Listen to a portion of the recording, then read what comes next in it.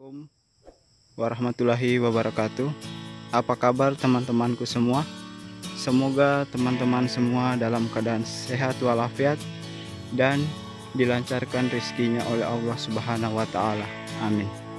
Oke teman-teman, kali ini sebelum Bang Asdin memulai pembahasan, Bang Asdin mohon doanya ya teman-teman, supaya teman-temannya Bang Asdin yang ada di Mamuju dan Majene Sulawesi Barat ini bisa tabah dan selalu sehat dan tetap dalam lindungan Allah Subhanahu wa Ta'ala, dan semoga bencana yang menimpa teman-temannya Bang Asdin, daerahnya Bang Asdin ini bisa cepat selesai dan beraktivitas seperti biasanya. Oke teman-teman, kali ini Bang Asdin ingin berbagi tentang proses atau cara budidaya kelapa sawit hingga panen atau menghasilkan buah ya. Jadi kalau teman-teman mengikuti tahapan atau proses cara memelihara kelapa sawit, insya Allah panen teman-teman akan berlimpah ya.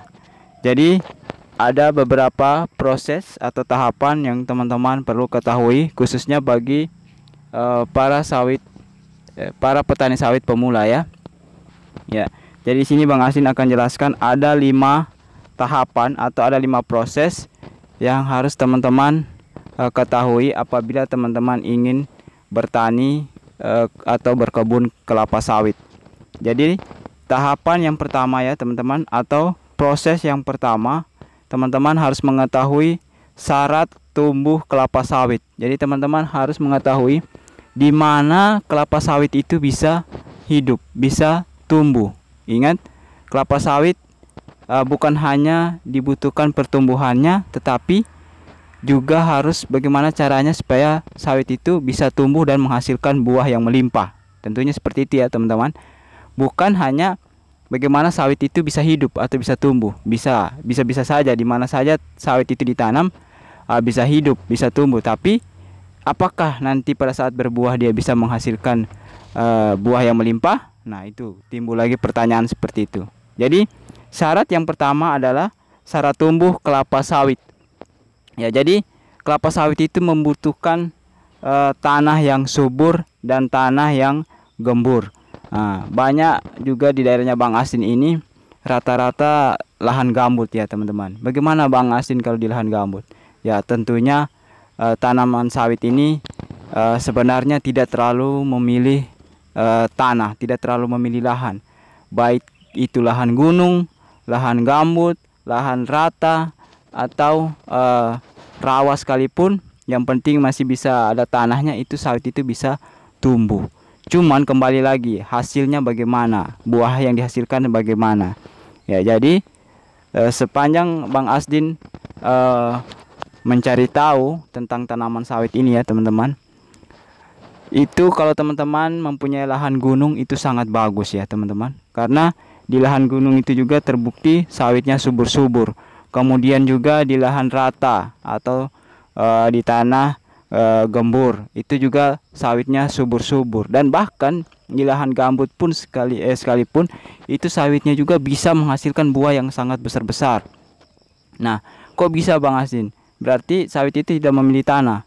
Ya, sebenarnya tidak memilih tanah, asal teman-teman jangan tanam sawit di tanah yang rawa atau tanah berair. Bisa teman-teman tanam di tanah yang berair, tapi harus menggunakan teknik yang benar, yaitu dengan cara menanam atau menggali got ya atau parit setiap 2 jalur sawit. Itu ada di videonya Bang Asdin tentang cara menanam sawit di lahan gambut, supaya airnya itu tidak tergenang, supaya lahan itu bisa menjadi kering dulu ya teman-teman. Kalau lahan itu berawa, sangat-sangat berair, otomatis sawit itu akan menjadi kuning. Apalagi sawit itu tergenang air terus, nah itu tidak akan bisa menghasilkan teman-teman. Pasti tidak akan bisa menghasilkan kalau sawit itu tergenang air terus selama misalnya sampai berbulan-bulan atau bahkan sampai tahunan ya. Hanya 1 tahun sekali, mungkin 1 bulan sekali, 1 bulan dia bisa kering. Setelah itu di rendam air lagi. Itu pasti sawitnya tidak akan menghasilkan buah yang maksimal ya teman-teman. Jadi itu adalah proses atau cara yang pertama.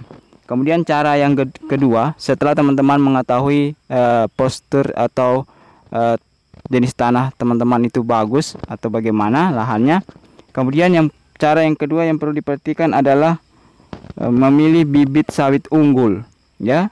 Jadi teman-teman harus memilih bibit sawit unggul. Bagaimana cara memilih bibitnya teman-teman ya.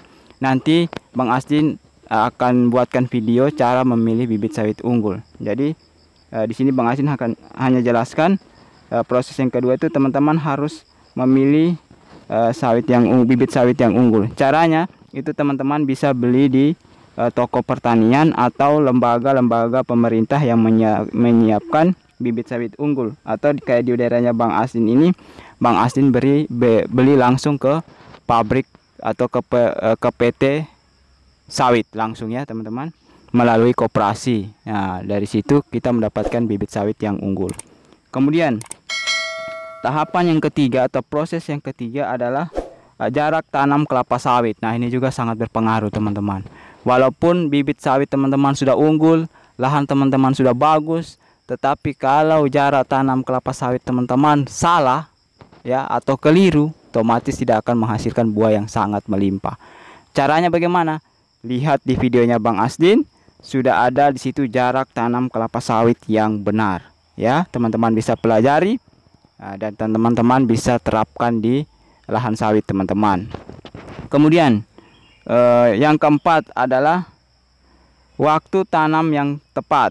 Nah, jadi waktu tanam yang tepat di sini itu tidak mesti ditetapkan ya. Jadi jangan juga teman-teman bilang tidak ada waktu tanam yang tepat. Jadi jangan pas musim hujan teman-teman tanam. Nah, kebetulan lahan teman-teman itu gambut ya, otomatis kalau pas banjir habis ya, atau bahkan busuk akarnya, tidak akan hidup ya. Jadi waktu tanam yang tepat itu manakala ketika cuaca sudah bagus ya, tidak terlalu hujan juga dan tidak terlalu panas juga. Kemudian bibit sawit teman-teman itu sudah siap teman-teman tanam. Jangan bibit sawit teman-teman belum siap tanam, teman-teman sudah tanam, akhirnya diserang hama, khususnya hama babi ya, atau tikus, karena masih memakan daun-daun yang muda. Jadi usahakan bibit sawit teman-teman itu sudah siap tanam ya. Maksudnya sudah siap tanam di sini sudah tinggi-tinggi baru teman-teman tanam. Jadi nanti Bang Asdin juga akan buatkan video bagaimana umur berapa bibit sawit itu bisa siap tanam ya. Kemudian tahapan atau proses yang kelima ya di sini adalah pemeliharaan dalam budidaya kelapa sawit. Jadi setelah teman-teman mengetahui tanahnya teman-teman atau lahan sawit teman-teman itu bagus dan cocok buat teman-teman menanam kelapa sawit, kemudian tahapan yang keduanya adalah teman-teman memilih bibit yang unggul ya, jenis bibit yang unggul. Kemudian di mana cara membelinya ya, cari di toko pertanian atau ke lembaga-lembaga pemerintah, dinas pertanian, atau langsung ke PT atau ke perusahaan kelapa sawit yang ada di daerahnya teman-teman masing-masing. Tentunya ada pengaturannya, biasanya kalau daerahnya Bang Asdin ini melalui koperasi.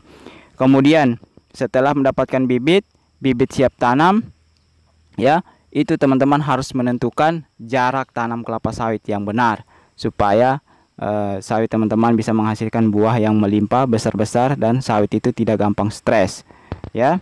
Kemudian kapan waktu yang tepat untuk menanam kelapa sawit ya, tentunya setelah bibit teman-teman itu siap tanam. Dan yang terakhir, setelah bibit teman-teman itu teman-teman tanam, teman-teman jangan lupakan pemeliharaannya ya. Jadi pemeliharaannya ini sekitar boleh dibilang 90% ya teman-teman dari keberhasilan sawit teman-teman tersebut. Jadi kalau memelihara kelapa sawit teman-teman hanya setengah hati, tidak sepenuh hati atau bahkan ada yang terlena, ya, seperti videonya Bang Asdin yang lain, karena saking asiknya teman-teman memanen sawit, mendapatkan hasil yang melimpah, teman-teman lupa perawatannya, akhirnya hasil dari sawit tersebut turun, ya, tidak maksimal lagi. Kenapa? Karena teman-teman lupa perawatannya atau pemeliharaannya. Ya, jadi tahapan atau proses yang kelima yang teman-teman harus ketahui adalah pemeliharaannya. Nah, di pemeliharaan ini ada 3 bagian, ya, yang teman. Nah, khususnya pertama teman-teman menanam kelapa sawit yang masih kecil itu, masih bibit, teman-teman harus melakukan penyulaman. Nah, penyulaman di sini adalah teman-teman harus memeriksa setelah teman-teman tanam 1 bulan atau 2 bulan mana kelapa sawit atau bibit sawit teman-teman itu yang tumbuhnya tidak maksimal, tumbuhnya kurang bagus, atau bahkan ada yang mati. Nah, itu teman-teman perlu adakan penyulaman atau pergantian bibit, ya. Teman-teman tanam lagi bibit yang mengganti bibit yang mati tersebut, ya. Kemudian yang kedua adalah pembersihan lahan. Jadi setelah teman-teman tanam, bibit sawitnya sudah mulai hidup, kemudian jangan lupa teman-teman melakukan pembersihan lahan, dan ini dilakukan sampai sawit itu afkir atau sampai sawit itu ditumbang, ya, teman-teman sudah tua. Jadi selama proses teman-teman berkebun sawit, jangan lupa pembersihan lahannya yang perlu teman-teman jaga. Jangan sampai sudah asik panen sawit, rumput dibiarkan, ya. Pembersihan lahan dibiarkan, akhirnya sawit juga bisa stres dan bisa memahalkan upah panen kalau teman-teman mengupah buruh panen. Kenapa? Karena kalau rumputnya panjang begitu, ya otomatis tukang panen juga takut memasuk di lahan sawitnya teman-teman.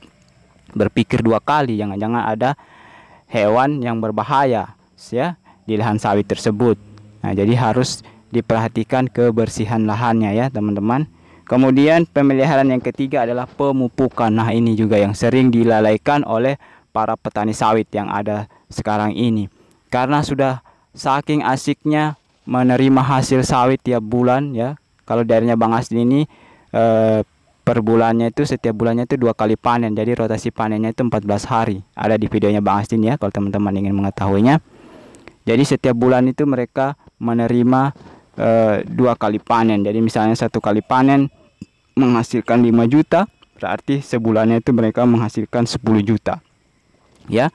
Nah, itu jadi mereka terlena, ya, teman-teman, dengan uang 10 juta tiap bulan 10 juta, 10 juta, biar saja, tidak usah dirawat sawit, ya, yang penting uang saja yang saya terima 10 juta. Untuk apa beli pupuk? Akhirnya setelah 6 bulan kemudian atau bahkan setahun kemudian, uang yang 10 juta teman-teman terima tiap bulan akan menjadi 5 juta per bulan atau bahkan 3 juta per bulan. Kenapa? Karena sawit teman-teman tidak pernah dipupuk, ya. Jadi yang paling utama adalah keberhasilan dari sawit tersebut, ya, teman-teman. Yang paling utama yang mendukung buah sawit teman-teman itu bisa banyak, bisa besar adalah buah dari sawit atau cara memupuk sawit yang benar, ya, teman-teman. Jadi jangan lupa perawatan atau cara memupuk sawitnya. Jadi itulah 5 cara budidaya kelapa sawit sampai panen dan terbukti hasil panennya berlimpah. Oke, sampai di sini dulu pembahasan video Bang Asdin kali ini. Semoga video ini bisa bermanfaat, dan jangan lupa kalau ada yang teman-teman perlu tanyakan, tulis di kolom komentar. Nanti kalau Bang Asdin bisa jawab, Bang Asdin akan menjawabnya. Dan bantu channelnya Bang Asdin ini dengan cara tekan tombol like-nya, dan yang paling penting adalah tekan tombol subscribe-nya, dan jangan lupa tekan juga tombol loncengnya, ya, teman-teman, agar teman-teman orang yang pertama menerima notifikasi pemberitahuan apabila Bang Asdin mengupload video-video terbaru, ya. Jadi sampai di sini dulu. Wabillahi taufiq wal hidayah. Wassalamualaikum warahmatullahi wabarakatuh. Salam tandan berduri.